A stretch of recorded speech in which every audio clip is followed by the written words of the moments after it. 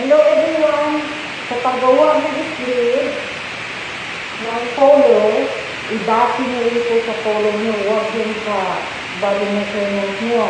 Kasi baka magawa kayo, magganyan pa kayo, ilang yung sleeve ko, tapos igawa niyo ng sleeve niyo. Ito ang gawin niyo. Kahit anong pattern, pag nakagawa na kayo ng pattern, dito kayo magkuha ng sleeve sa pattern na ginawa niyo. So, gawin niyo ito. Yan. Ganyan nyo ha. Yan.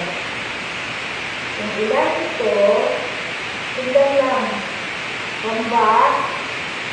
Ito, 918, 1 I-continue lang. I-continue lang. I-continue. Yung ilan ito, ganyan. I-continue nyo. Hanggang sa back. Ayan, ito na yung hip. Hanggang sa front. Ayan, continue. So, 15 and 3/4. Yan ang pag-measure ng sleeve.